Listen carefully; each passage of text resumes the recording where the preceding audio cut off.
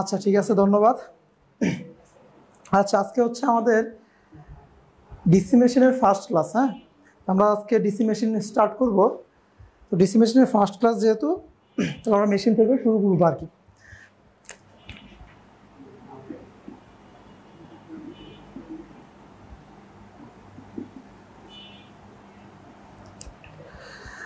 আচ্ছা, খেয়াল করি একটু।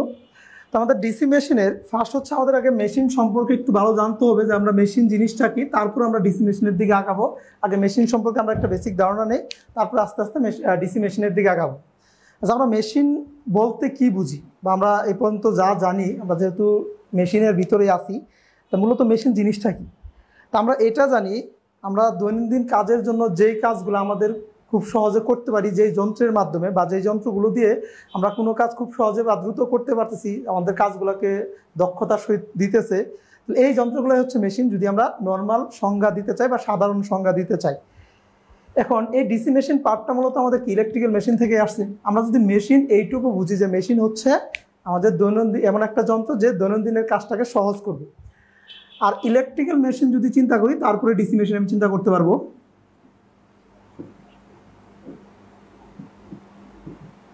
তো ইলেকট্রিক মেশিন আমরা কোনটাকে বলবো? তো ইলেকট্রিক মেশিনটা হচ্ছে, এটা এমন একটা যন্ত্র, যে যন্ত্রটা হচ্ছে আমাদের মেকানিক। হ্যালো, আচ্ছা, কথা কি শোনা যাচ্ছে না?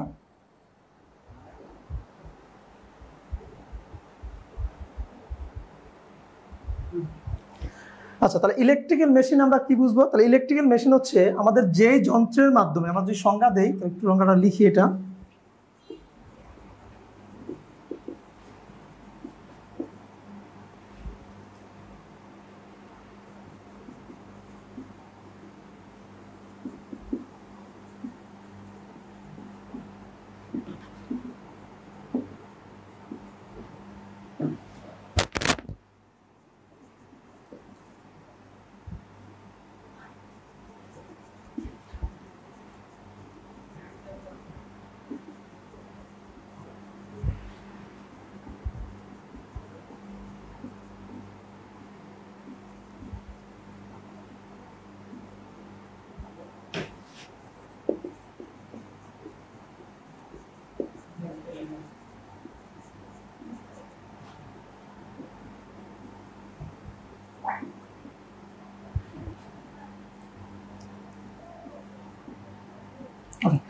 আমি লিখছি এখানে, যে যন্ত্রের মাধ্যমে বৈদ্যুতিক শক্তিকে যান্ত্রিক শক্তিতে এবং যান্ত্রিক শক্তিকে বৈদ্যুতিক শক্তিকে রূপান্তর করা, তাকে আমরা ইলেকট্রিক্যাল মেশিন বলি। তার মানে আমাদের ইলেকট্রিক্যাল সেক্টরে যে মেশিনটা আছে, তার মানে আমাদের এই মেশিনটাকে দুইটা ভাবে কনভার্ট করতে পারি। আমাদের এখানে বৈদ্যুতিক শক্তি থাকবে, এখানে যদি মেশিন ইউজ করি, আমরা যদি ইলেকট্রিক্যাল মেশিন ইউজ করি, তাহলে এখানে যদি বৈদ্যুতিক শক্তি দেই, আমরা আউটপুটে যায় কি পাবো? মেকানিক্যাল একটা শক্তি পাবো। অথবা আমি মেকানিক্যাল শক্তি যদি এখানে দেই, এখানে মেকানিক্যাল শক্তি দেই, তাহলে এখানে আমি কি পাবো? ইলেকট্রিক্যাল শক্তি পাবো। অথবা এখানে ইলেকট্রিক্যাল শক্তি দিলে এখানে মেকানিক্যাল শক্তি পাবো। তবে ইলেকট্রিক্যাল মেশিনের ক্ষেত্রে আরেক প্রকার মেশিন আছে, যেটা হচ্ছে আমাদের কি করতে পারি, বৈদ্যুতিক শক্তি ইনপুটে দিলে আউটপুটে বৈদ্যুতিক শক্তি পাবো। জাস্ট আমরা স্টেপ আপ অথবা ডাউন করতে পারবো, বা বড় শক্তি, একটু বেশি শক্তির প্রয়োজন হলে আমরা কম শক্তি থেকে সেম শক্তি দিয়ে যাবো, বাট বেশি শক্তির প্রয়োজন হবে। এই টাইপের কিছু মেশিন আছে, যেটাকে আমরা ট্রান্সফরমার বলি আর কি। তাহলে এটা হচ্ছে আমাদের কি, মূলত ইলেকট্রিক্যাল মেশিন। ইলেকট্রিক্যাল মেশিনে হচ্ছে আমাদের মূলত কি বিদ্যুৎ নিয়েই কাজ বাজ করতে হবে, আর মেকানিক্যাল শক্তিটাকে নিয়ে কাজ করতে হবে। আর ইলেকট্রিক্যাল মেশিনটাকে দুইটা ভাগে ভাগ করছে। একটা হচ্ছে আমাদের কি এসি মেশিন, আরেকটা হচ্ছে আমাদের ডিসি মেশিন। তাহলে এসি মেশিনের ভিতরে কি কি আছে আমাদের? যদি আমি এসি মেশিনের ভিতরে দেখি,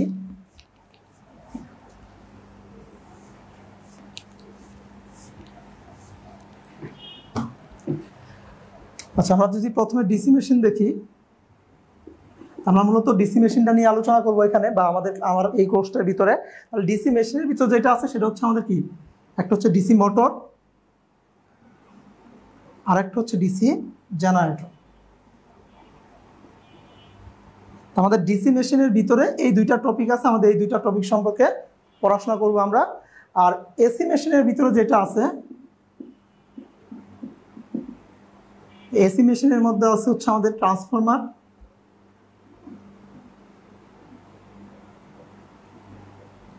আছে ইন্ডাকশন মোটর,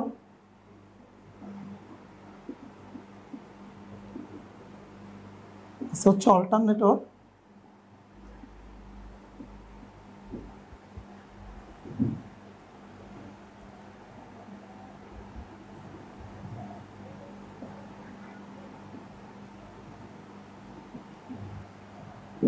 সিনক্রোনাস মোটর। তো এই হচ্ছে আমাদের মূলত ইলেকট্রিক্যাল মেশিনের পার্ট। আমাদের ইলেকট্রিক্যাল মেশিন সম্পর্কে বিস্তারিত জানতে হলে আমাদের এই টপিকগুলো ভালোভাবে শেষ করতে হবে। তো আমি মূলত হচ্ছে শুধুমাত্র এই ডিসি মেশিনটা নিয়ে আলোচনা করব। আমাদের এসি মেশিনের আলাদা টপিক, আলাদা টিচারই পড়াবে। তো আমার পার্টটা আলোচনা হচ্ছে আমরা এই ডিসি মেশিন নিয়ে কি করব, আলোচনা করব। তো আমরা এসি মেশিন সম্পর্কে যাচ্ছি না, আমরা সরাসরি কি ডিসি মেশিনেই আছি আর কি।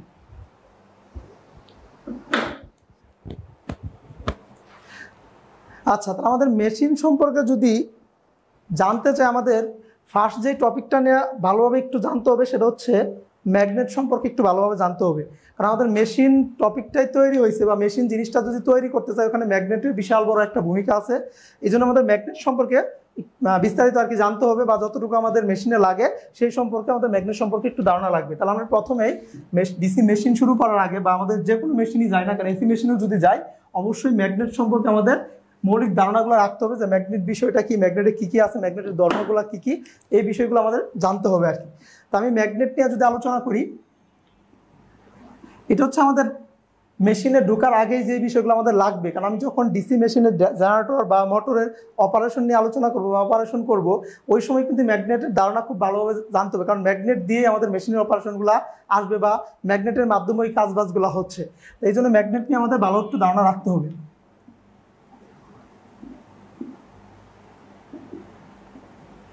আচ্ছা, তাহলে ম্যাগনেট নিয়ে যদি আলোচনা করি, তাহলে ফার্স্ট হচ্ছে আমাদের ম্যাগনেট কি, বা ম্যাগনেট জিনিসটা কি, এটা একটু বোঝার ট্রাই করি। তো ম্যাগনেট হচ্ছে আমাদের কি, এমন একটা উপাদান বা এমন একটা পদার্থ বলতে পারি যার আকর্ষণ এবং বিকর্ষণ শক্তি আছে। তাহলে এটা হচ্ছে একটা ম্যাগনেট, বা এমন একটা পদার্থ আছে যার ভিতরে কি আছে, আমাদের আকর্ষণ শক্তি এবং বিকর্ষণ শক্তি আছে, অথবা তার একটা চুম্বক ক্ষেত্র আছে। এটাকে আমরা মূলত ম্যাগনেট বলি। সাপোজ আমরা একটা পদার্থ নিলাম, তাহলে এটা যদি ম্যাগনেট হয়ে থাকে তাহলে অবশ্যই এর দুইটা পোলের সৃষ্টি হয়, যেটা আমরা ম্যাগনেটের বৈশিষ্ট্যগুলো আস্তে আস্তে দেখবো। একটাকে সাধারণত বলি নর্থ পোল, একটাকে বলি আমরা কি সাউথ পোল।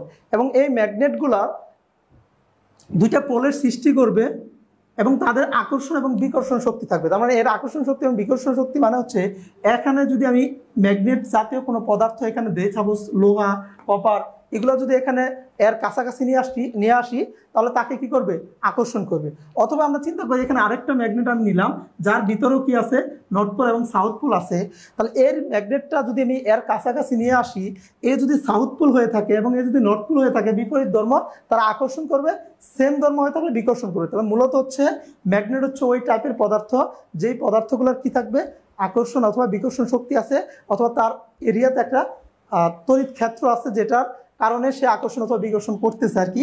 এই টাইপের যে পদার্থগুলো হচ্ছে, এগুলো হচ্ছে আমাদের কি ম্যাগনেট। এখন এই ম্যাগনেটের কিছু ধর্ম আছে, সেই ধর্মগুলো আমাদের বা বৈশিষ্ট্য আছে, বৈশিষ্ট্যগুলো সেটা যদি ম্যাগনেট হয়ে থাকে সেই বৈশিষ্ট্যগুলো সে বহন করে চলবে আর কি। তাহলে এখানে অবশ্যই তার দুইটা পোলের সৃষ্টি হবে যদি এটা ম্যাগনেট হয়। একটা হচ্ছে নর্থ পোল, আরেকটা হচ্ছে আমাদের সাউথ পোল সৃষ্টি হবে। এই নর্থ পোল এবং কি সাউথ পোল, এবং এর এরিয়াতে বা আমাদের একটা তড়িৎ কিছু বলরেখা সৃষ্টি হবে যদি সেটা ম্যাগনেট হয়। এখন বলরেখা কি, এটা একটু পরে আসতেছি আমরা। আপাতত মনে করি এটা হচ্ছে আমাদের একটা ম্যাগনেট। এই ম্যাগনেটগুলো কিছু বলরেখা তৈরি হয়।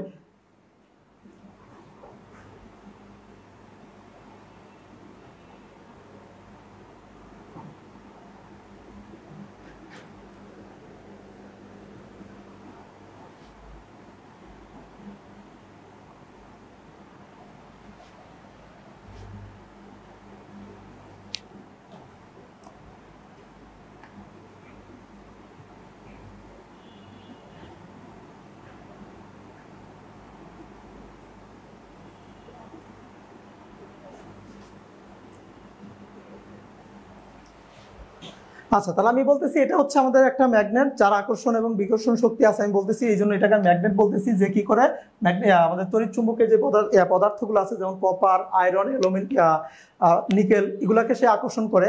এখন এখানে আমি বলতেছি এই ম্যাগনেটের বলরেখাগুলো কি, বা ম্যাগনেটিক বলরেখা কি বলতে পারি আমরা।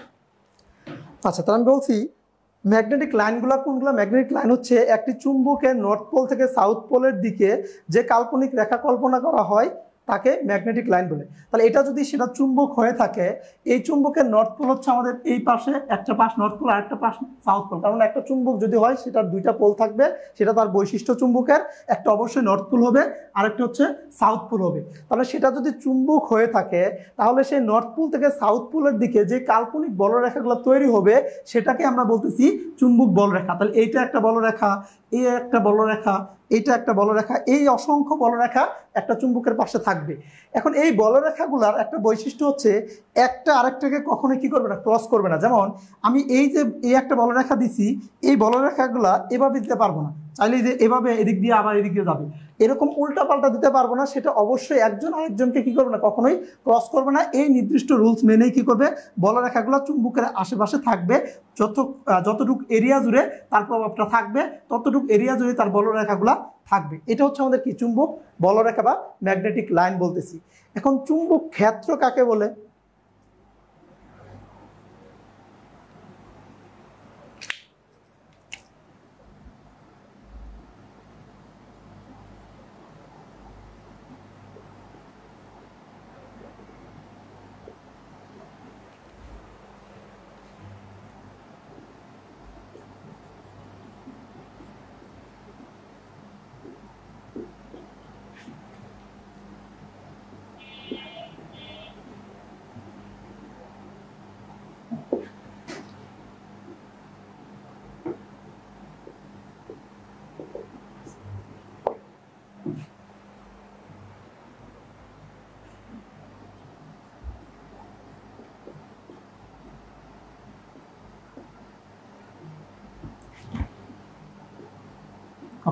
তারপরে এটা হচ্ছে চুম্বক বলরেখা।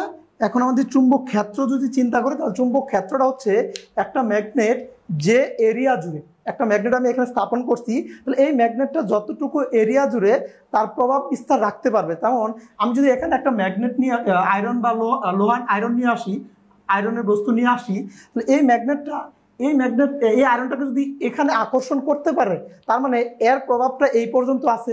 তাহলে এই এরিয়াটাই হচ্ছে তার কি, ক্ষেত্র।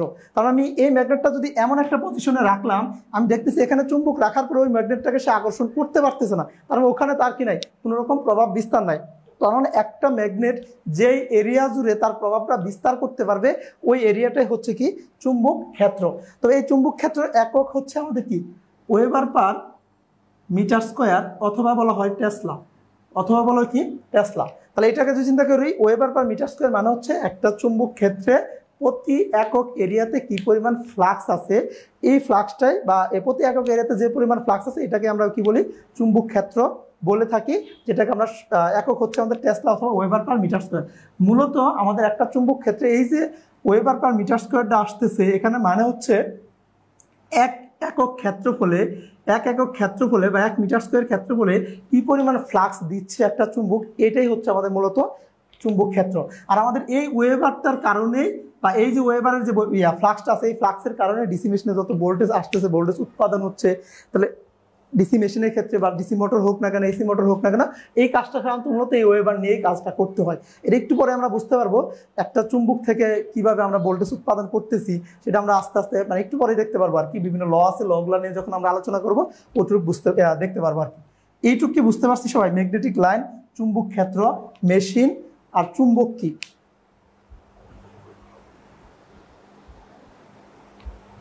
হ্যালো,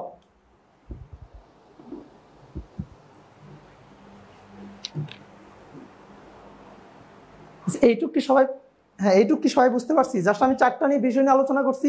একটা হচ্ছে ম্যাগনেটিক লাইন বিষয়টা কি, চুম্বক ক্ষেত্র কি বা চুম্বক লাইন যেটাকে বলতেছি, তারপরে হচ্ছে ম্যাগনেট জিনিসটা কি বা চুম্বকটা কি, আর তারপরে হচ্ছে মেশিন জিনিসটা কি, আর এসি মেশিন ডিসি মেশিনের প্রকারভেদ ওখান থেকে দেখে আসলাম। জাস্ট এই চারটা জিনিস আমি এখানে আলোচনা করছি আর কি।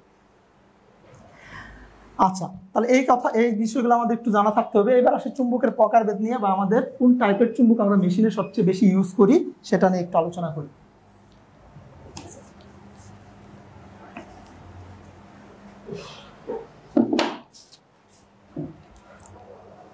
আচ্ছা, তাহলে সাধারণত ম্যাগনেটকে আমরা দুইটা ভাগে ভাগ করি। একটা হচ্ছে আমাদের প্রাকৃতিক চুম্বক,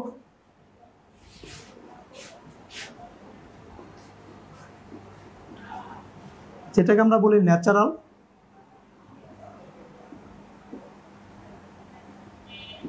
আর একটা হচ্ছে কৃত্রিম চুম্বক, যেটাকে বলি আর্টিফিশিয়াল। আচ্ছা, তাহলে প্রাকৃতিক চুম্বক কোনগুলা আর আর্টিফিশিয়াল বা কৃত্রিম চুম্বক কোনগুলা? আচ্ছা, প্রাকৃতিক চুম্বক হচ্ছে যেটা আমরা প্রাকৃতিতে পেয়ে থাকি আর কি, মূলত হচ্ছে চুম্বকের কিছু আকরিক প্রকৃতিতে পাই, সেগুলাকে মূলত হচ্ছে আমাদের প্রাকৃতিক চুম্বক বা ন্যাচারাল বলি। যেটা হচ্ছে আমাদের যেটা আমরা যদি উদাহরণ যদি হিসেবে চিন্তা করি, সেটা একটা চুম্বকের নাম আসতেছে হচ্ছে ম্যাগনেটাইট। একটা চুম্বকের চুম্বকের আকরিক যেটাকে বলি সেটা হচ্ছে ম্যাগনেটাইট। তাহলে ম্যাগনেটাইট হচ্ছে একটা চুম্বকের আকরিক আর কি। তাহলে এটা হচ্ছে আমাদের কি প্রাকৃতিক চুম্বক, এটা প্রাকৃতিতেই এমনি সৃষ্টি হয় আর কি। তাহলে যে চুম্বকগুলো প্রাকৃতিতে পাওয়া যায় সেগুলোই মূলত আমাদের প্রাকৃতিক চুম্বক। সেটা হচ্ছে ম্যাগনেটাইট, মূলত আয়রনের কিছু আকরিক আছে, ক্রোমিয়ামের কিছু আকরিক আছে, কোবাল্টের কিছু আকরিক আছে, এর কিছু আকরিক প্রাকৃতিতে পাওয়া যায়, সেগুলাই মূলত আর কি চুম্বক আর কি, যেটা হচ্ছে আমাদের প্রাকৃতিক চুম্বক বলি। আর আর্টিফিশিয়াল চুম্বকগুলো হচ্ছে আমরা মূলত কৃত্রিমভাবে আমরা তৈরি করি। কৃত্রিমভাবে কি করি? তৈরি করি। মানুষ বিভিন্ন ল্যাবে আমরা কৃত্রিমভাবে তৈরি করি। তা এর ভিতরে দুই প্রকার চুম্বক আছে, সেটা হচ্ছে একটা হচ্ছে স্থায়ী চুম্বক, যেটাকে বলি পার্মানেন্ট চুম্বক, আর হচ্ছে অস্থায়ী চুম্বক। আর এটা হচ্ছে আমাদের কি, এটাকে আমরা টেম্পোরারি বলি আর কি, এখন স্থায়ী চুম্বক কোনগুলা? তাহলে স্থায়ী চুম্বক হচ্ছে কিছু চুম্বক আছে আমরা হচ্ছে প্রাকৃতিকভাবে তৈরি করি, যেটা আজীবন কি থাকবে, ওই চুম্বক পদার্থতে পরিণত হয়ে যাবে, ডিরেক্ট চুম্বকে পরিণত হয়ে আর চুম্বকত্ব হারাবে না, তার শক্তি সবসময় কি থাকবে, কনস্ট্যান্ট থাকবে। একটা চুম্বক তৈরি করলাম, যে চুম্বকের যে আকর্ষণ শক্তি বা একটা এরিয়া আছে, যেটা আমরা ম্যাগনেটিক ফিল্ড ম্যাগনেটিক বলতেছি বা ফিল্ড বলতেছি, তো ওর এরিয়াটা কি থাকবে, প্রভাবটা কি থাকবে, সবসময় সেম থাকবে, কখনো নষ্ট হবে না যদি বাহ্যিক কোনো আমরা বল প্রয়োগ না করি, আজীবন সেম ভাবে থাকবে। ওই চুম্বকগুলো হচ্ছে প্রাকৃতিক চুম্বক, এগুলো হচ্ছে আমরা ল্যাবে তৈরি করতে পারি।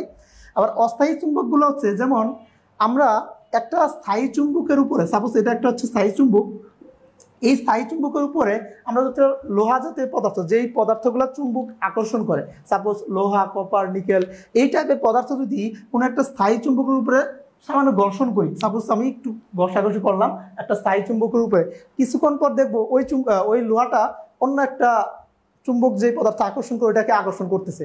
তার মানে এটাকে ঘর্ষণের ফলে এটা থেকে আমাদের হাতে যে লোহাটা আমি ঘর্ষণ দিচ্ছি এখানে, ওটা প্রভাবিত হয়ে কিছুক্ষণের জন্য চুম্বকে পরিণত হয়ে গেছে।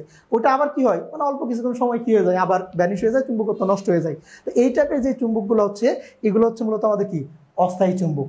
এইটুকু কি বুঝতে পারছি যে আমাদের প্রাকৃতিক চুম্বক কোনগুলা, কৃত্রিম চুম্বক কোনগুলা, কৃত্রিমের ভিতরে যে স্থায়ী চুম্বক আছে সেগুলা কোনগুলা, অস্থায়ী আছে কোনগুলা?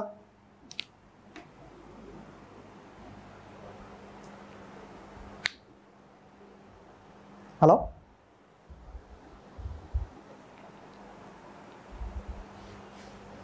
আচ্ছা, তাহলে এখন এই স্থায়ী চুম্বকগুলা মূলত আমাদের মেশিনে অতটা কাজে লাগে না। আমরা এগুলা স্থায়ী চুম্বক দিয়ে সাধারণত আমাদের এগুলা তৈরি করি না, তৈরি করা যায় তো করি না, কিন্তু আমরা অস্থায়ী চুম্বক দিয়ে করি। তো অস্থায়ী চুম্বকের মধ্যে আমাদের মেশিনে যেটা সবচেয়ে বেশি লাগে সেটা হচ্ছে আমাদের ইলেকট্রোম্যাগনেট।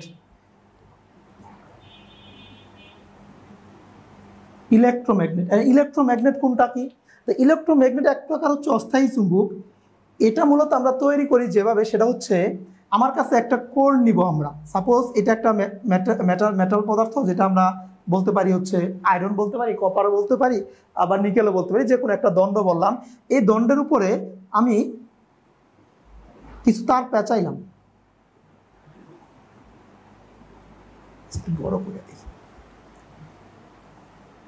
সাপোজ এটা হচ্ছে আমাদের একটা কপার দণ্ড, এই দণ্ডের উপরে আমি কিছু তার পেঁচাইলাম, এই তার পেঁচে আমি এখানে ডিসি সাপ্লাই দিলাম। একটা দণ্ডের উপরে আমি কিছু পরিমাণ কি কপার তার, যেটাই তার পেঁচাইলাম, পেঁচানোর পরে আমি এখানে ডিসি সাপ্লাই দিলাম। তাহলে ডিসি সাপ্লাই দিলে এই যে দণ্ডটা আছে বা এই কোর পদার্থটা আছে, এই কোর পদার্থটা চুম্বকের মতো আচরণ করবে। এখানে চুম্বকের মতো আচরণ করে এক পাশে নর্থ পোল সৃষ্টি হবে আর এক পাশে সাউথ পোল। কোন পাশে নর্থ পোল কোন পাশে সাউথ পোল সৃষ্টি হবে এটা পরে আসি আমরা। আপাতত এইটা বুঝি যে আমাদের ইলেকট্রোম্যাগনেটটা কিভাবে তৈরি করা হয়, বা আমাদের এই অস্থায়ী যে চুম্বকটা আছে, ইলেকট্রোম্যাগনেট এক প্রকার অস্থায়ী চুম্বক, এই চুম্বকটা আমরা কিভাবে তৈরি করি। সেটা তৈরি করে হচ্ছে আমাদের একটা কোর পদার্থ নিব, সেটা যে কোনো পদার্থের হতে পারে যেটা আর কি আমাদের কি ম্যাগনেটকে আকর্ষণ করে, সেটা নিকেল কোবাল্ট যে কোনো পদার্থের হতে পারে। তাহলে আমি এখানে নেওয়ার পরে ওর উপরে কিছু পরিমাণ তার পেঁচিয়ে ওখানে যদি আমি ডিসি সাপ্লাই দেই, তাহলে এই যে কোর ম্যাটেরিয়ালটা নিচে আমি এই কোর ম্যাটেরিয়ালটা চুম্বকে কি হয়, পরিণত হয়। তাহলে এখানে চুম্বকে পরিণত হয় মানে কি, তার নর্থ পোল এবং সাউথ পোল সৃষ্টি হবে। কারণ চুম্বকের যে ধর্ম, আমরা একটু আগে দেখলাম চুম্বক জিনিসটা কি, ওখানে অবশ্যই তার ধর্মের মধ্যে একটা ধর্ম হচ্ছে নর্থ পোল সৃষ্টি হবে এবং কি সাউথ পোল সৃষ্টি হবে। আর যেখানে নর্থ পোল সাউথ পোল সৃষ্টি হবে ওখানে কি আছে, কাল্পনিক কিছু রেখা আছে এবং তার একটা প্রভাব আছে, একটা এরিয়া আছে। তাহলে ওই এরিয়াগুলো এখানে সৃষ্টি হবে আর কি পরবর্তীতে। আর কোনটা নর্থ পোল হবে কোনটা সাউথ পোল হবে এটা একটু পরে আমরা শিখবো, সমস্যা নাই, সেটা আমরা নির্ণয় করা শিখবো আর কি। মূলত এটা বুঝি যে স্থায়ী চুম্বক কোনগুলা, অস্থায়ী চুম্বক কোনগুলা, আর ইলেকট্রোম্যাগনেট আমরা কিভাবে তৈরি করি। আর আমাদের মেশিনের ক্ষেত্রে সবচেয়ে বেশি চিন্তা করি এই ইলেকট্রোম্যাগনেট দিয়েই আমরা মেশিনগুলো তৈরি করি। তবে স্থায়ী চুম্বক দিয়েও তৈরি করা যায়, তবে এটা হচ্ছে কিছু অসুবিধার কারণে আমরা ওটা ইউজ করি না। সেই অসুবিধাগুলোর মধ্যে হচ্ছে, একটু আগে বলছি যে এই স্থায়ী চুম্বকের যে প্রভাবটা আছে, শক্তি আছে, শক্তিটা কনস্ট্যান্ট থাকে, বাহ্যিক কোনো যদি আমি প্রেশার না দিই, তাহলে এই স্থায়ী চুম্বকের চাইলে আমি তার শক্তিকে কন্ট্রোল করতে পারবো না। যে আমি চাইলে ফ্লাক্সের মান বাড়াবো, যেটা আমরা একটু আগে দেখলাম যে প্রতি একক এরিয়াতে কি পরিমাণ ওয়েভ ফ্লাক্স আছে, ওটা আমি চাইলে বাড়াইতে পারবো না, চাইলেও কি কমাইতে পারবো না ফ্লাক্সের মানটা। কিন্তু এই ইলেকট্রোম্যাগনেটের ক্ষেত্রে এই কাজটা করতে পারো, কারণ এই যে এখানে যে পরিমাণ কারেন্ট দিচ্ছি এই কারেন্টটা সমানুপাতিক হচ্ছে ফ্লাক্স। তার মানে আমি এখান দিয়ে যত বেশি কারেন্ট প্রবাহিত করব এর ভিতরে কি ফ্লাক্সের মান তত বাড়বে, এখানে যত কম কারেন্ট প্রবাহিত করব এখানে ফ্লাক্সের মান কি তত কমবে। তার মানে আমি এইখানকার ডিসি সোর্সকে নিয়ন্ত্রণ করে এখানে ফ্লাক্সের মান আমি কম বেশি করতে পারতেছি। তার মানে মেশিনের ক্ষেত্রে তো এই কাজটা আমাদের করা লাগতে পারে, যে আমাদের নিয়ন্ত্রণের মধ্যে থাকতে হবে। এখন এই স্থায়ী চুম্বক দিয়ে যদি আমরা মেশিনটা তৈরি করি তখন দেখা যাবে যে আমি এই কাজটা করতে পারবো না, ফ্লাক্স কনস্ট্যান্ট রাখতে পারবো না। একটা স্থায়ী চুম্বক দিচ্ছি, ওই স্থায়ী চুম্বকের যে পরিমাণ কি আছে, শক্তি আছে, ওই শক্তি দিয়ে সবসময় ওই টাইপের ওই পরিমাণ কাজই করে যাবে, আমরা চাইলে কন্ট্রোল করতে পারবো না। আর এখানে আরেকটা বিষয় হচ্ছে, এখানে যদি অতিরিক্ত হিট হয়, সাপোজ আমার কাছে একটা স্থায়ী ম্যাগনেট আছে, এই ম্যাগনেটে যদি খুবই অতিরিক্ত পরিমাণ হিট প্রদান করি তাহলে এই ম্যাগনেটের গুণাগুণ নষ্ট হয়ে যেতে পারে। গুণাগুণ নষ্ট হয়ে যাওয়া মানে এই ম্যাগনেটের চুম্বকত্ব নষ্ট হয়ে যেতে পারে। আর এর চুম্বকত্ব নষ্ট হয়ে গেলে পরবর্তীতে আমাদের মেশিনের উদ্দেশ্য যেটা, যে আমাদের ভোল্টেজ উৎপাদন করবে বা যে কাজগুলো মেশিনের উদ্দেশ্য, ওটা আর কি হবে না। তার মানে এই স্থায়ী চুম্বকগুলো আমরা কি করতে পারি না, ইউজ করি না আর কি মূলত। আর বড় বড় মেশিনের ক্ষেত্রে অতি শক্তিশালী ফ্লাক্স তৈরির ক্ষেত্রে এই মেশিনটা হয় না, কারণ এই স্থায়ী চুম্বকের অতিরিক্ত শক্তি থাকে না, এদের শক্তিগুলো খুবই কম থাকে। আর যেগুলো হাই শক্তি থাকে ওগুলো অনেক ব্যয় সাপেক্ষ, চাইলে আমরা তৈরি করতে পারবো না, করলেও অনেক ব্যয় সাপেক্ষ হয়। এই জন্য মূলত আমরা স্থায়ী চুম্বকগুলো বা আমাদের যে মেশিনগুলো আছে মোটর জেনারেটর এগুলোতে ইউজ করি না, মূলত ইলেকট্রোম্যাগনেটটাই বেশি ইউজ করি আর কি। সবাই কি এইটুকু আলোচনা বুঝতে পারছি?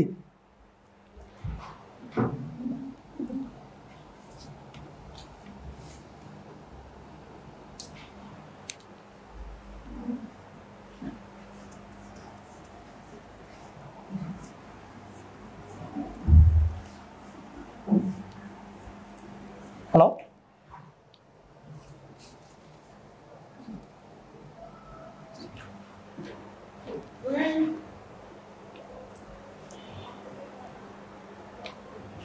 আচ্ছা, তাহলে এবার আসি হচ্ছে ম্যাগনেটিক ফোর্স।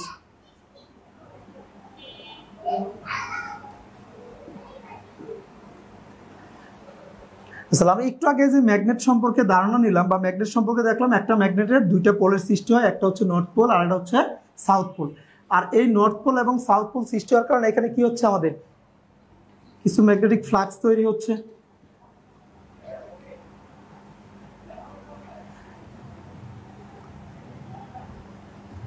আর ম্যাগনেটিক ফিল্ড কাকে বলতেছি আমরা? ম্যাগনেটিক ফিল্ড বলতেছি যেই এরিয়া জুড়ে আমাদের এই ঘটনাগুলো ঘটতেছে সেটা হচ্ছে আমাদের কি, ম্যাগনেটিক ফিল্ড। এখন ম্যাগনেটিক ফোর্স কোনটুকু বলবো, আর ম্যাগনেটিক ফোর্স জিনিসটা কি? এখন এই যে একটা ম্যাগনেট এখানে আছে, এই ম্যাগনেটের ওখানে যদি আমি কোনো একটা ম্যাগনেটিক আকর্ষণযুক্ত বা ম্যাগনেটিক পদার্থ নিয়ে আসি যেটা ম্যাগনেটকে আকর্ষণ করে, সাপোজ এখানে আমি আয়রন নিলাম, তাহলে এই আয়রন এখানে যদি আর কাছাকাছি আনে তাহলে এ কি করবে, একে আকর্ষণ করবে। তা আকর্ষণ করার ক্ষেত্রে সে একটা নির্দিষ্ট মানে তো আকর্ষণ করবে, যে আমি এখানে যাচ্ছি এই এটাকে আকর্ষণ করতেছে।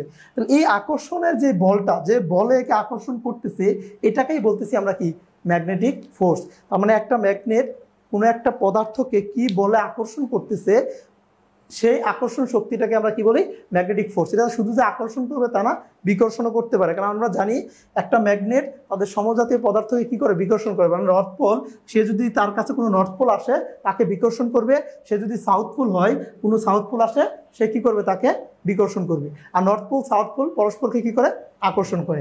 আর আমাদের একটু আগে দেখে আসলাম যে আমাদের যে ম্যাগনেটিক লাইনগুলো তৈরি হয়, সেই লাইনগুলো সবসময় কি হয়, নর্থ পোল থেকে সাউথ পোলের দিকে যায়। এটা কিন্তু ম্যাগনেটের বাহিরের অংশ, কিন্তু ম্যাগনেটের ভিতরে সবসময় সাউথ পোল থেকে নর্থ পোলে যাবে।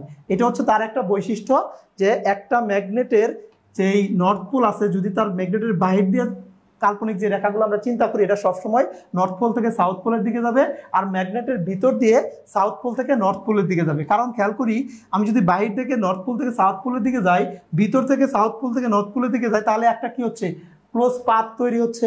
আর প্রত্যেকটা ম্যাগনেট এই ক্লোজ পাথটা তৈরি করে, বা প্রত্যেকটা রেখাই হচ্ছে একটা ক্লোজ পাথ তৈরি করে, বৃত্তাকার আকৃতি করে। তাহলে এটাই হচ্ছে তার মেন বৈশিষ্ট্য। আমরা রেখাগুলো কোন দিকে যাবে, সেটা হচ্ছে নর্থ পোল থেকে সাউথ পোলের দিকে বাইরের অংশে, আর সাউথ পোল থেকে নর্থ পোলের দিকে ভিতরের অংশে।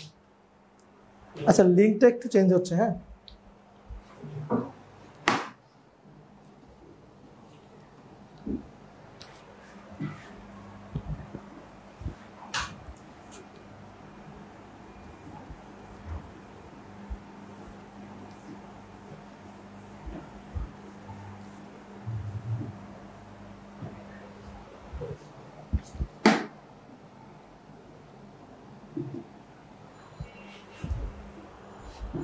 সে গরম বেশি লাগতেছে।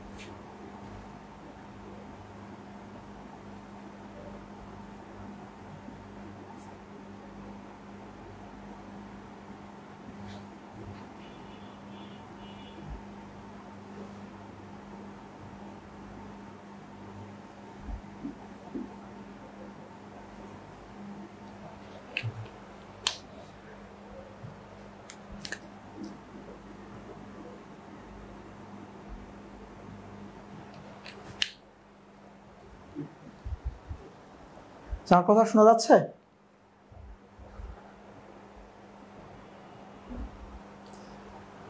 আচ্ছা, তাহলে আমরা ম্যাগনেটিক ফোর্সটা তো বুঝছি নাকি, যে ম্যাগনেটিক ফোর্স বিষয়টা কি।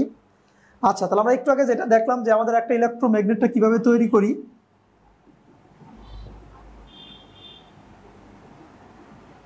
তাহলে সেই ইলেকট্রোম্যাগনেটের নর্থ পোল কিভাবে সৃষ্টি হয় সেটা আমরা দেখি আগে, হ্যাঁ। আচ্ছা, তাহলে এটা হচ্ছে আমরা একটা ইলেকট্রোম্যাগনেট তৈরি করার প্রসেস এখানে দিছি, যেটা হচ্ছে আমরা একটা কোর ম্যাটেরিয়াল নিছি, সেই কোরের উপর আমি কিছু তার পেঁচাইছি, তারপরে এখান থেকে ডিসি সাপ্লাই দিছি। তাহলে আমি বলতেছি যে ইলেকট্রোম্যাগনেটটা আমরা কিভাবে তৈরি, বা ইলেকট্রোম্যাগনেট যে অস্থায়ী চুম্বক, এই অস্থায়ী চুম্বকটা আমরা কিভাবে তৈরি করি, সেটা হচ্ছে এই প্রসেস আমরা তৈরি করতে পারি। এখন এই প্রসেসে তৈরি করার পরে তার নর্থ পোল কোনটা হবে, সাউথ পোল কোনটা হবে, এটা নির্ণয় করার জন্য আমাদের ম্যাক্সওয়েল একটা থাম্ব রুল দিছে, যেটা হচ্ছে ম্যাক্সওয়েলের রাইট হ্যান্ড থাম্ব রুল। সেই থাম্ব রুলটা আগে একটু শিখি, তাহলে আমরা এটা দিক বের করতে পারবো।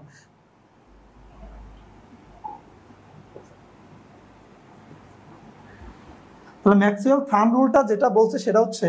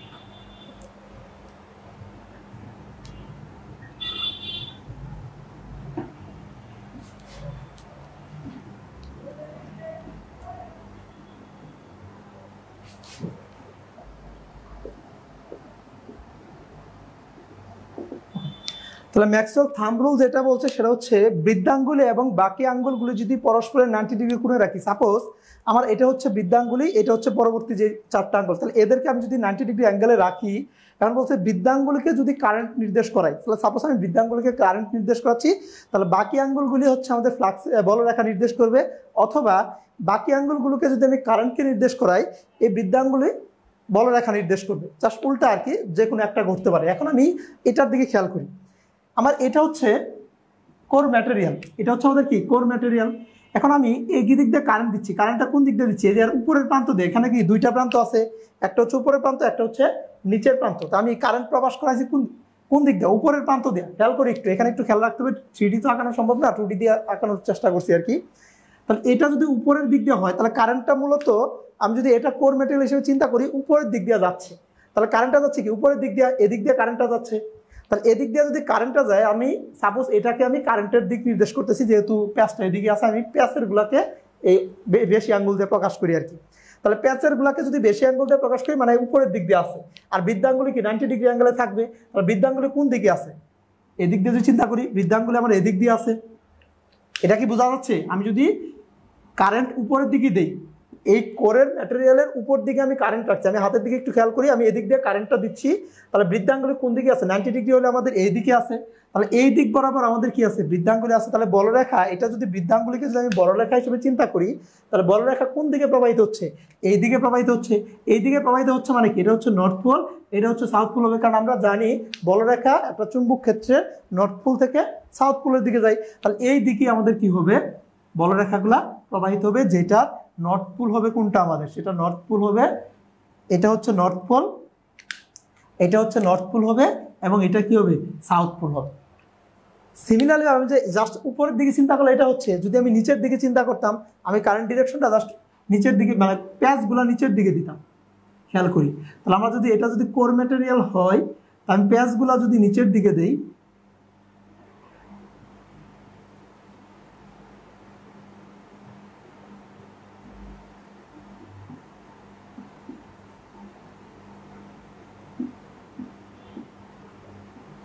খেয়াল করি এখন এখন আমি পেঁয়াজগুলো কোন দিকে দিচ্ছি, নিচ দিয়ে ঢুকাইছি, আমাদের কারেন্টটা এদিক দিয়ে দিচ্ছি, কারেন্ট এদিকে, পেঁয়াজগুলো আমি নিচ দিয়ে দিয়ে তারপর উপর দিকে আইছি। মূলত এদিক দিয়ে পেঁয়াজগুলো দিচ্ছি, আগে প্রথমে নিচের দিক দিয়ে পেঁয়াজ দিয়ে তারপর উপরে আসছি, নিচের দিকে দিয়ে পেঁয়াজগুলো উপরে আসছি। তাহলে এখন কারেন্টটা কোন দিকে যাচ্ছে, তাহলে আমি এটাকে যদি কারেন্ট হিসেবে চিন্তা করি, বাকি আঙ্গুলগুলোকে কারেন্ট হচ্ছে নিচ দিয়ে ঢুকাইছি আমি, তাহলে আমাদের বৃদ্ধাঙ্গুলি কোন দিকে আছে, বৃদ্ধাঙ্গুলি ওই দিকে আছে, তার মানে বৃদ্ধাঙ্গুলি আছে আমার এই দিকে। এটা কি বুঝাইতে পারছি বৃদ্ধাঙ্গুলি কোন দিকে আছে, বা আমরা এই থিওরেমটা বুঝছি কিনা? তার মানে এই থিওরেম দিয়ে, মানে ম্যাক্সওয়েলের যে থাম্ব রুলটা দিছে, ম্যাক্সওয়েলের থাম্ব রুল দিয়া আমরা একটা ইলেকট্রোম্যাগনেটের নর্থ পোল কোথায় হবে, সাউথ পোল কোথায় হবে, সেটা আমরা বের করতে পারবো। তাহলে এটা যদি বৃদ্ধাঙ্গুলির দিক হয়, যদি আমি কারেন্টটা নিচের দিক দিয়ে যাই এই কোর ম্যাটেরিয়ালের, তাহলে আমাদের নর্থ পোল কোনটা হচ্ছে, এটা হচ্ছে নর্থ পোল, এটা হচ্ছে সাউথ পোল হবে। কারণ আমাদের সবসময় বলরেখাগুলা নর্থ পোল থেকে সাউথ পোলের দিকে যায়, সেটা যদি ম্যাগনেট হয়। তাহলে আমরা এটা তো ম্যাগনেটে তৈরি করে ফেলছি, কারণ আমাদের ইলেকট্রোম্যাগনেট তৈরি করার সিস্টেমটাই হচ্ছে এটা। একটা কোরের উপরে যদি আমি কি কিছু পরিমাণ তার পেঁচাই, সেখানে যদি ডিসি সাপ্লাই দেই, তাহলে সেই কোরটা ম্যাগনেটে পরিণত হয়ে যায়। আর এই ম্যাগনেটের নর্থ পোল কোনটা হবে, সাউথ পোল কোনটা হবে, সেটা ডিপেন্ড করতেছে কার, আমাদের যে ম্যাক্সওয়েল থাম্ব রুল হচ্ছে সেটার উপরে। তাহলে ম্যাক্সওয়েল থাম্ব রুল অনুযায়ী আমি যদি কোরটা উপরের দিকে পেঁচাই, কোরের উপর দিকে, কোরের তারটা যদি উপরের দিক দিয়ে পেঁচাই, তাহলে আমাদের নর্থ পোল হচ্ছে এই পাশে, যেটা আমরা ডান পাশে রাখছি, আর বাম পাশে হচ্ছে আমাদের কি সাউথ পোল তৈরি হচ্ছে। এটাই মূলত আমাদের ম্যাক্সওয়েল কি বলছে, থাম্ব রুল বলছে। এখন খেয়াল করি, আমি যদি সিম্পল একটা বিষয় দিই, আমি যদি একটু মুছে জাস্ট আমি একটা তার হিসেবে চিন্তা করি, তাহলে আর একটু ক্লিয়ার হবে এই বিষয়টা, যে আসলে আমরা নর্থ পোল সাউথ পোলটা কিভাবে বের করবো, বা ম্যাগনেটিক বলরেখাগুলো কোন দিকে যাবে। সাপোজ এটা হচ্ছে সিম্পল একটা দণ্ড, আমি এই দণ্ডের ভিতরে এদিক দিয়ে কারেন্ট প্রবাহিত করাচ্ছি। খেয়াল করি, আমার এটা হচ্ছে একটা দণ্ড, আমি জাস্ট এই দণ্ডের ভিতরে এদিক দিয়ে কারেন্ট, উপরের দিকে কারেন্ট দিচ্ছি। তাহলে এটা যদি দণ্ড হয়ে থাকে বা একটা কোর ম্যাটেরিয়াল হয়ে থাকে, এটার ভিতরে আমি কারেন্ট দিচ্ছি, তাহলে সেখানে কি আছে, আমাদের একটা ফ্লাক্স তৈরি হবে। তাহলে সেই ফ্লাক্সের দিকটা কোন দিক হবে, সেটা কিভাবে বের করবো, আমি খেয়াল করি কারেন্টের দিক কোন দিক ধরছি, উপরের দিক ধরছি, যেহেতু একটা সিঙ্গেল পয়েন্ট আছে, কোনো প্যাচ নাই এখানে, আমরা সিঙ্গেল পয়েন্টটাকে বৃদ্ধাঙ্গুলে ধরি। কারণ আমরা বলছি, আমরা যদি বৃদ্ধাঙ্গুলিকে কারেন্টের ডিরেকশন ধরি, তাহলে আমাদের এই বাকি আঙ্গুলগুলো কি নির্দেশ করবে, বলরেখা নির্দেশ করবে। অথবা বলরেখাগুলোকে যদি আমি কারেন্টের দিক নির্দেশ করি, তাহলে বৃদ্ধাঙ্গুলের দিকটা হবে কি বলরেখা, জাস্ট বয়স বাড়ছে আর কি। তাহলে যে কোনো একটাকে দিলে অপরটা হচ্ছে অন্যটা নির্দেশ করবে আর কি, এটাই। তাহলে আমি কারেন্টের ডিরেকশন কি ধরলাম, উপরের দিকে ধরলাম। খেয়াল করি কারেন্টের ডিরেকশন উপরের দিকে ধরলে বাকি আঙ্গুলগুলো কোন দিকে আছে, বাকি আঙ্গুলগুলো আমাদের এদিকে আছে, বাকি আঙ্গুল কি এদিকে ঘুরতেছে। তাহলে বাকি আঙ্গুল এদিকে ঘুরলে আমাদের ফ্লাক্সের দিক কোন দিক হবে, এদিক হবে। ফ্লাক্সের দিক এদিক দিয়ে আমাদের এই দিক দিয়ে বারবার এই যেভাবে ফ্লাক্সগুলো তৈরি হবে এখানে, তাহলে এগুলো হচ্ছে আমাদের ফ্লাক্সের দিক। অথবা আমি যদি কারেন্টের দিকটা উল্টা দিক দিই, সাপোজ কারেন্টের দিক আমি নিচের দিক দিলাম, এটা হচ্ছে একটা দণ্ড আছে, এর ভিতরে আমি নিচের দিক কারেন্ট দিচ্ছি। এখন কারেন্টের ডিরেকশন কোন দিক দিচ্ছি, নিচের দিকে, তাহলে কারেন্টটা বৃদ্ধাঙ্গুলে রাখলাম, তাহলে বাকি ফ্লাক্স কোন দিকে আসছে, এদিকে আসতেছে, তাহলে বাকি ফ্লাক্সগুলো আমাদের ডিরেকশনগুলো এই দিকে হবে। বোঝা যাচ্ছে কি বিষয়টা, আসলে কিভাবে আমরা বলরেখাগুলো নির্দেশ করব বা নর্থ পোল সাউথ পোলগুলো তৈরি করব।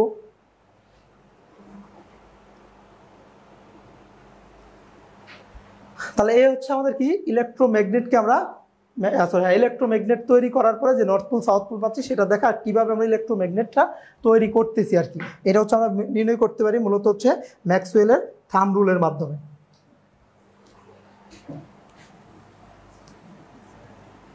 আমরা কিন্তু এখনো মেশিনেই ঢুকতে পারি না, আমরা জাস্ট হচ্ছে যেহেতু আমাদের চুম্বকটা লাগবে আর এই চুম্বকগুলো নিয়ে একটু আলোচনা করতেছি যাতে আমরা পরবর্তীতে মেশিনে যাই মেশিনের অপারেশনগুলো খুব ভালোভাবে বুঝতে পারি।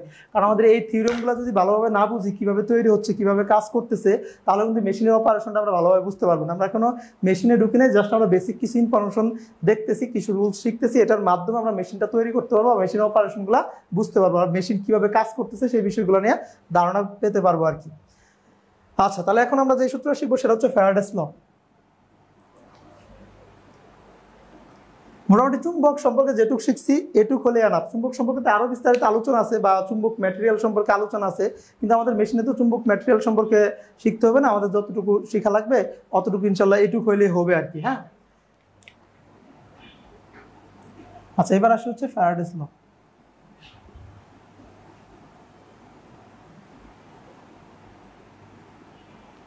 বলছে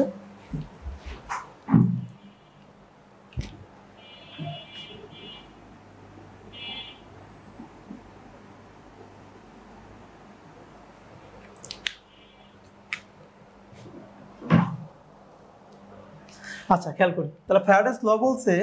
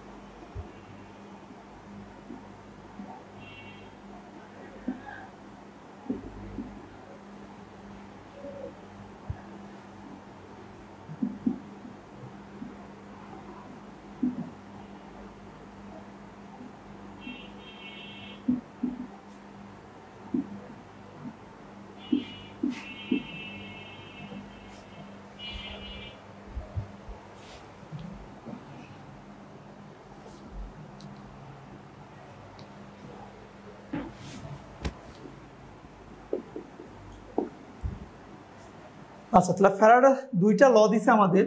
এই দুইটা ল হচ্ছে আমাদের এই যে আমরা চুম্বকগুলা দেখলাম, যে চুম্বকের বৈশিষ্ট্যগুলা দেখলাম, ওই চুম্বকের মাধ্যমে কিভাবে ভোল্টেজ উৎপাদন হবে সেটা সম্পর্কে ফ্যারাডে দুইটা ল বলছে। একটা ল বলছে যেটা ফার্স্ট ল, যে ফার্স্ট লটা বলছে একটি পরিবাহী বা কয়েলে ইএমএফ আবিষ্ট হবে তখনই যখন ওই পরিবাহী বা কয়েল চুম্বক ক্ষেত্রে বা চুম্বক ফ্লাক্সকে কর্তন করবে।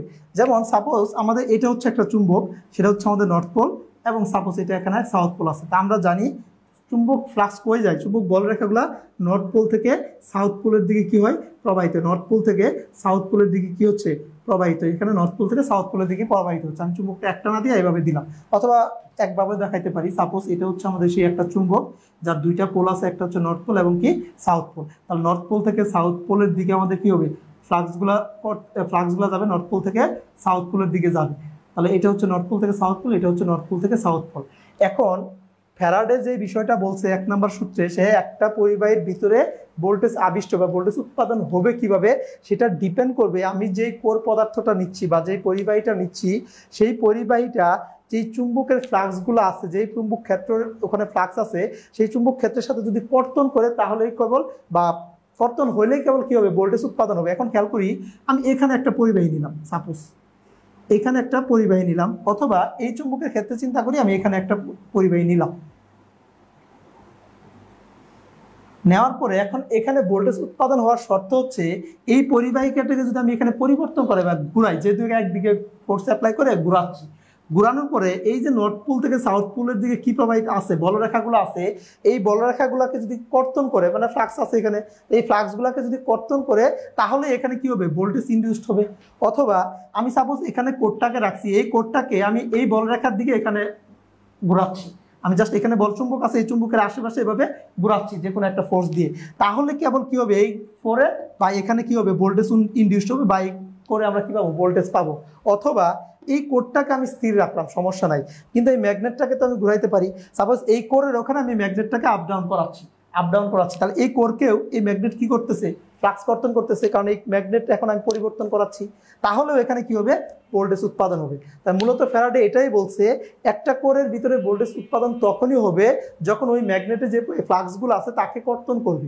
সেটা হতে পারে ম্যাগনেটকে ঘুরাইয়া করতে পারি আমরা, এটা ম্যাগনেটকে পরিবর্তন করে, অথবা ফ্লাক্সকে পরিবর্তন করে, কোরকে পরিবর্তন করে, কোরকে স্টেবল রেখে ম্যাগনেটকে যদি ঘুরাই তাহলে ফ্লাক্স কর্তন করবে, অথবা ম্যাগনেটকে স্থির রেখে আমি যদি কি কোর পদার্থটাকে ম্যাগনেটের ওখানে ঘোরাই তাহলেও কি হবে, বা ঘর্ষণ করাই তাহলেও কি হবে, ভোল্টেজ উৎপাদন হবে। কিন্তু দুইটা যদি একসাথে করি, আমি কোরটাকে ঘুরাচ্ছি, ম্যাগনেটটাকে ঘুরাচ্ছি সেম স্পিডে, তাহলে কিন্তু একে অপরকে কি করতেছে না, কর্তন করতে পারতেছে, কারণ সেম স্পিডে ঘুরতেছে, তখন কিন্তু কোনো রকম ভোল্টেজ উৎপাদন হবে না। তার মানে ভোল্টেজ উৎপাদন হওয়ার একটা মাত্রই শর্ত, সেই শর্তটা হচ্ছে ম্যাগনেটের ভিতরে যে ফ্লাক্সগুলো আছে সেই ফ্লাক্সের সাথে পরিবাহীর কি হতে হবে, পরিবর্তন হতে হবে, ঘর্ষণ হতে হবে বা কর্তন হতে হবে। যদি হয় তাহলেই কেবল কি হবে, ভোল্টেজ উৎপাদন হবে।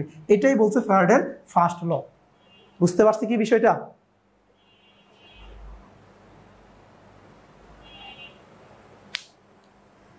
আচ্ছা, তাহলে এখন এই ফ্লাক্সের পরিমাণ বা এই ভোল্টেজের পরিমাণটা কত হবে, এটার জন্য সে আরেকটা সূত্র দিছে, 2 নাম্বার সূত্র দিছে, এই ভোল্টেজের পরিমাণ কত।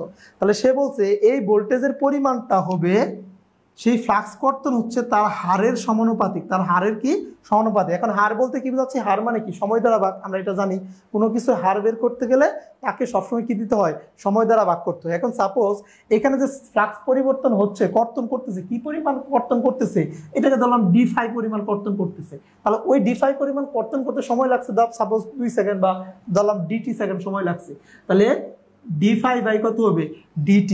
তাহলে এই পরিবর্তনের হারটা কি হবে, d5 বাই dt, মানে ফ্লাক্সের পরিবর্তনের হারের কি হবে, সমানুপাতিক হবে এই ভোল্টেজের মানটা। তাহলে ভোল্টেজ b সমান সমান হবে কি, d5 বাই dt। এখন খেয়াল করি, এখানে আমি কয়টা পরিবাহী নিছি, মাত্র একটা পরিবাহী নিছি। এখানে যদি আমি অসংখ্য পরিবাহী নেই, n সংখ্যক পরিবাহী নেই, অথবা z সংখ্যক পরিবাহী নেই, তাহলে আমি যদি n সংখ্যক পরিবাহী নেই তাহলে কি পরিমাণ ভোল্টেজ উৎপাদন হবে, n দ্বারা জাস্ট গুণ দিব, একটা পরিবাহীর জন্য d5 বাই dt, তাহলে n সংখ্যক পরিবাহীর জন্য কত, n * d5 by dt।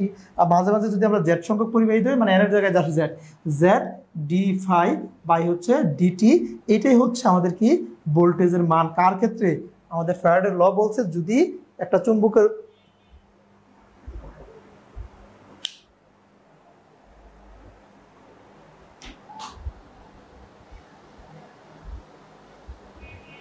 Hello, আচ্ছা আমার কথা কি শোনা যাচ্ছে?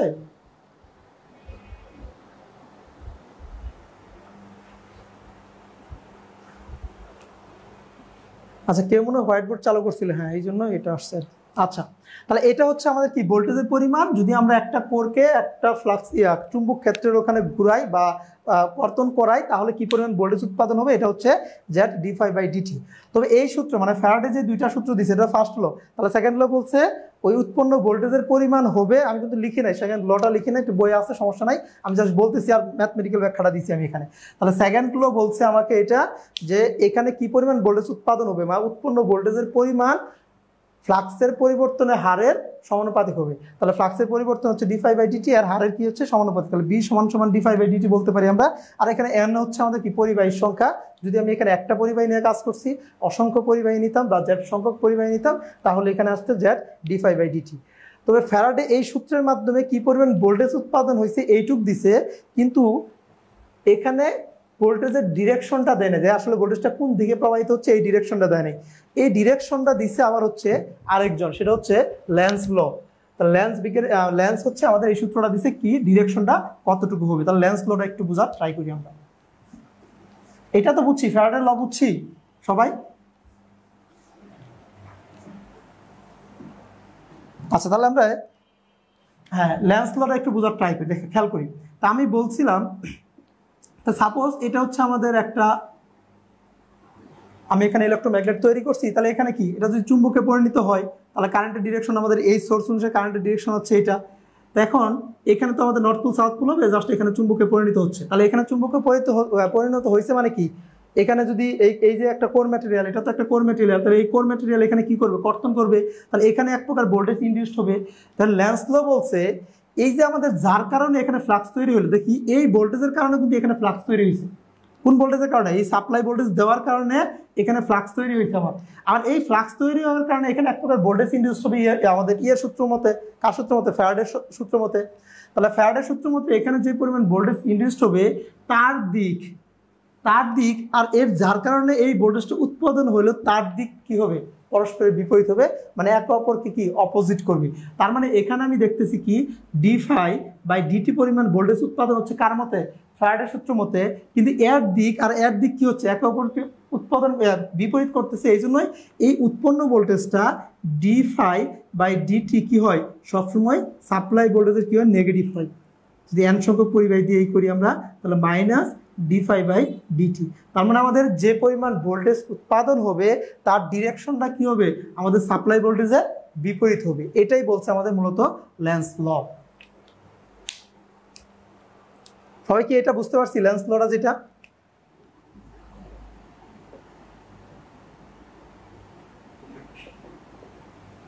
তাহলে আমরা ল্যান্স লটা আবার বলি একটু, তাহলে ভালো করে বুঝতে পারবো আমরা। আমাদের ল্যান্স ল যেটা বলছে যে আমাদের একটা পরিবাহীর ভিতরে যার কারণে এখানে ফ্লাক্স উৎপাদন হচ্ছে, তাহলে এই পরিবাহীতে ফ্লাক্স উৎপাদন করতেছে কার মাধ্যমে? এই ডিসি সাপ্লাই দিয়ে। একটু আগে যেটা আমরা ইলেকট্রোম্যাগনেট দেখে আসলাম, তাহলে এই ডিসি সাপ্লাইয়ের কারণে এখানে ফ্লাক্স উৎপাদন হচ্ছে। তাহলে এই ফ্লাক্সের কারণে এখানে যদি ভোল্টেজ ইনডিউসড হয়, এখানে যদি আমি কোনো একটা কোর ম্যাটেরিয়ালকে কর্তন করি, তাহলে এখানে ভোল্টেজ ইনডিউসড হবে।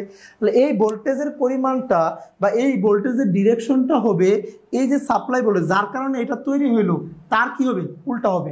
তাহলে এটার ডিরেকশন এটা প্লাস এটা মাইনাস, তাহলে এটা কি হবে, উল্টা। কারণ এর ডিরেকশন উপর দিকে যাবে, এর ডিরেকশন যদি এদিক হয়, এর ডিরেকশন এদিক হবে, তাহলে এটা প্লাস হবে এটা মাইনাস হবে। তাই এই জন্যই আমাদের এই যে উৎপন্ন ভোল্টেজটা সবসময় কি আসে, সাপ্লাই ভোল্টেজের বিপরীত, মানে মাইনাস d∅dt।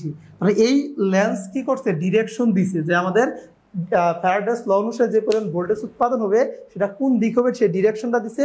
আর ফ্যারাডে কি দিছে, কতটুকু ভোল্টেজ উৎপাদন হবে এই উৎপাদনের পরিমাণটা দিছে হচ্ছে আমাদের কি ফ্যারাডে। সবাইকে এইটুকু বুঝতে পারছি?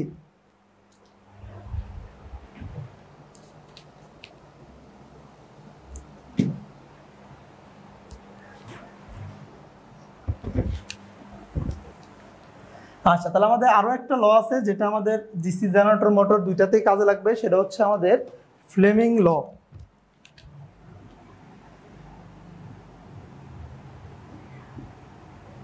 তাহলে ফ্লেমিং এ দুইটা ল দিছে আমাদের, একটা হচ্ছে আমাদের কি রাইট হ্যান্ড রুল আর হচ্ছে লেফট হ্যান্ড রুল। মনে আছে? হয়তো ডিপ্লোমাতে পড়া আছে অনেকেরই।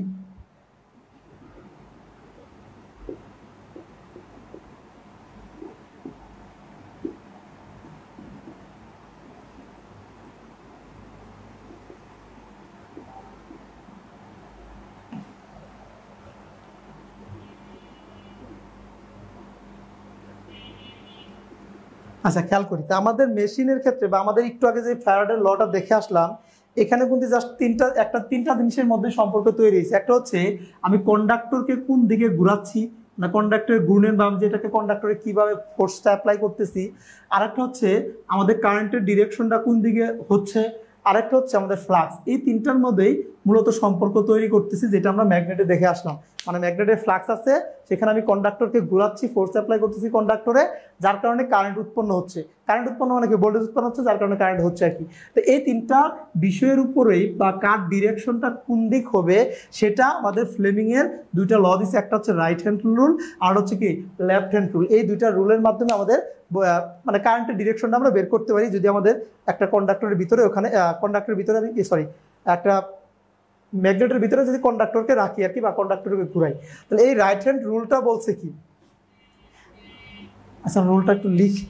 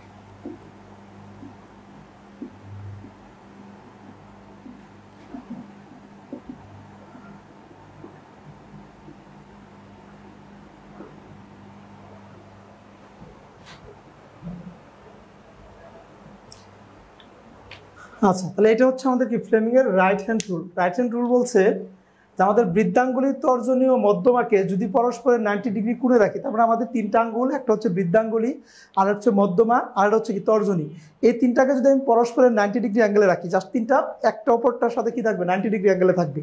যদি 90 ডিগ্রি অ্যাঙ্গেলে রাখি, তারা বলছে বৃদ্ধাঙ্গুলি পরিবাহী গতির অভিমুখ, তার মানে এই বৃদ্ধাঙ্গুলিটা হচ্ছে পরিবাহী কোন দিকে ঘুরতেছে সেটা নির্দেশ করবে।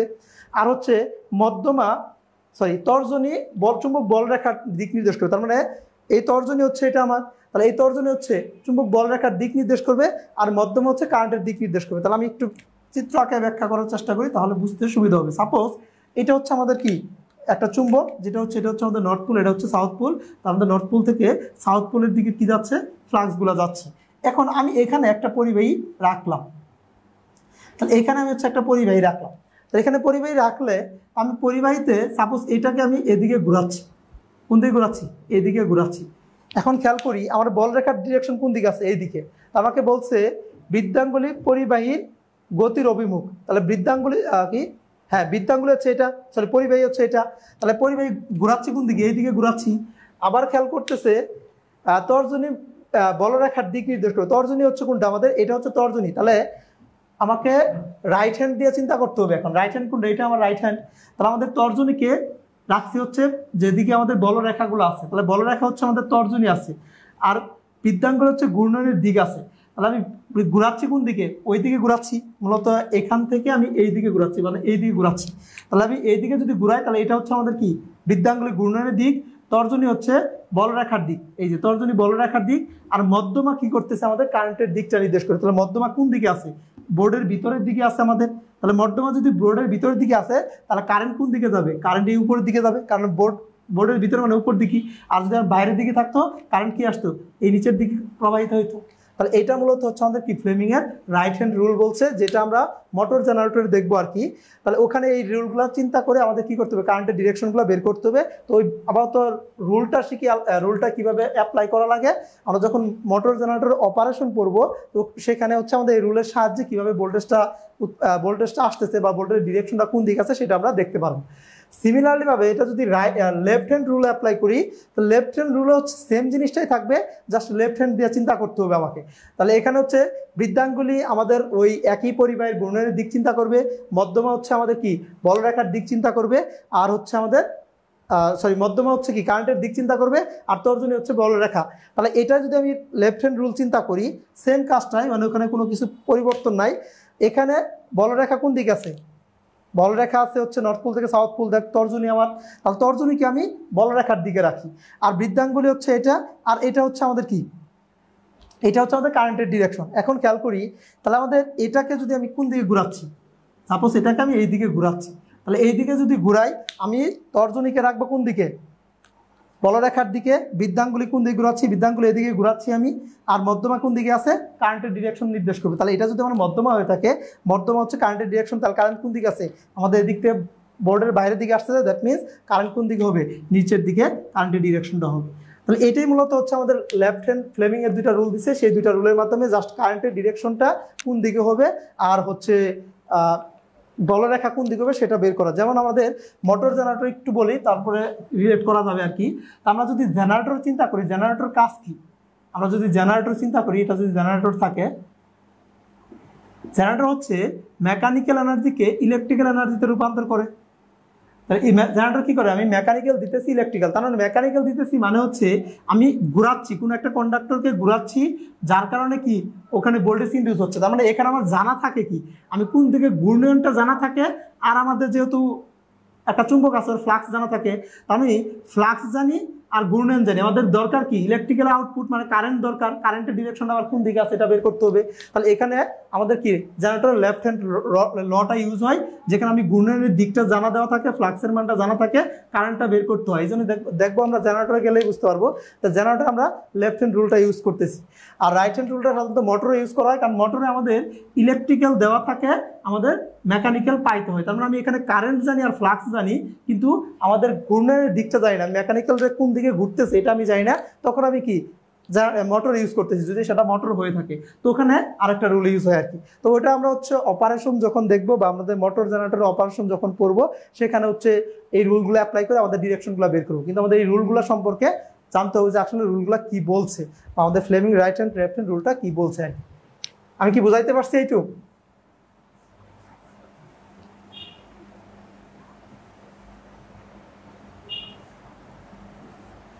আমাদের জেনারেটর হচ্ছে রাইট হ্যান্ড রুল, না উল্টা বলতেছি আমি, জেনারেটর রাইট হ্যান্ড আর মোটর, আচ্ছা এটা মোটর জেনারেটর বুঝতে পারবো আমরা, সমস্যা নাই। তো জেনারেটর হচ্ছে কারেন্ট দরকার আমাদের জেনারেটরের ক্ষেত্রে, তার জেনারেটর হচ্ছে আমাদের জেনারেটর হচ্ছে লেফট হ্যান্ড রুল, মোটরে হচ্ছে আচ্ছা একটু এক মিনিট, আমার কাছে উল্টা পাল্টা লাগতেছে।